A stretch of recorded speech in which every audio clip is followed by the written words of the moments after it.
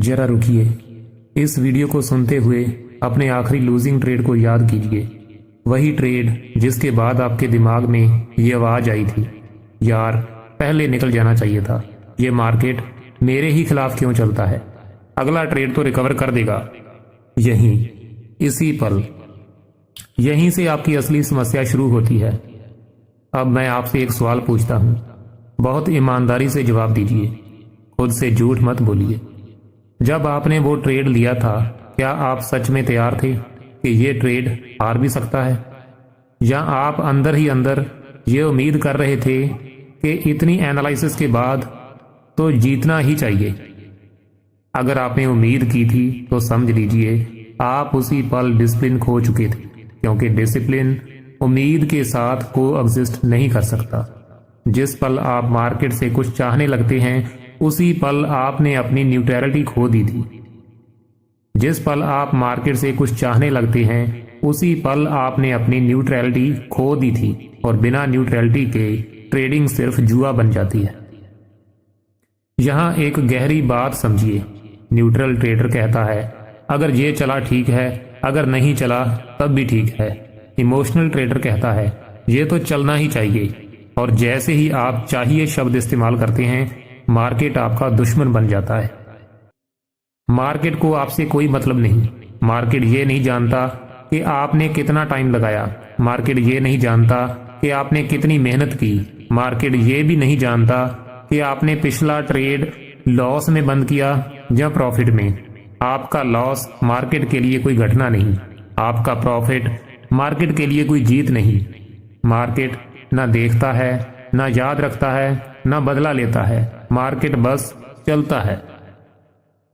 बस यहां रुककर सोचिए, अगर मार्केट इनडिफरेंट है तो फिर दर्द किसे हो रहा है, डर किसे लग रहा है, गुस्सा किसे आ रहा है, बेचैनी किसे हो रही है?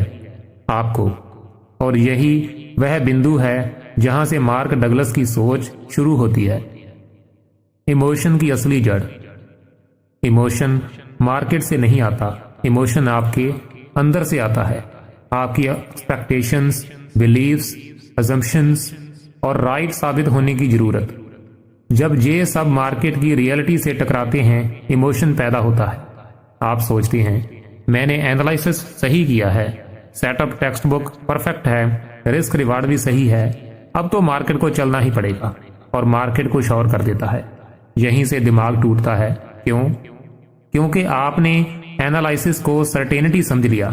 एनालिसिस कभी सर्टेनिटी नहीं देता, एनालिसिस सिर्फ प्रोबेबिलिटी देता है, और प्रोबेबिलिटी में लॉस हमेशा शामिल होता है। जिस दिन आप इस सच्चाई को एक्सेप्ट कर लेते हैं, इमोशन कमजोर पड़ने लगता है। अब एक और सवाल, और ये सबसे जरूरी है। अगर आप ये मान लेते हैं कि अगला ट्रेड रैंडम है, ये ट्रेड भी हार सकता है, लॉस ट्रेडिंग का नॉर्मल हिस्सा है, तो क्या आपको डर लगता? नहीं। डर सिर्फ वहीं आता है जहां आप सर्टेनिटी ढूंढते हैं, एक अनसर्टेन इन्वायरमेंट में। यहीं पर 90% ट्रेडर हार जाते हैं, क्योंकि वे चाहते हैं सर्टेनिटी, कंट्रोल, कंफर्मेशन। वे चाहते हैं मार्केट उन्हें आश्वासन दे, लेकिन मार्केट किसी को कोई आश्वासन नहीं देता। मार्केट सिर्फ देता है प्रोबेबिलिटी। प्रोबेबिलिटी को एक्सेप्ट करना आसान नहीं है, क्योंकि प्रोबेबिलिटी का मतलब है कभी जीत, कभी हार, कभी ड्रॉ डाउन, और ईगो लॉस एक्सेप्ट नहीं करता। ईगो चाहता है मैं सही हूं, लेकिन प्रोफेशनल ट्रेडर ईगो से नहीं चलता। प्रोफेशनल ट्रेडर प्रोबेबिलिटी से चलता है। वह जानता है हर ट्रेड सिर्फ एक सैंपल है, मेरा काम है सैंपल लेना, रिजल्ट गिनना नहीं।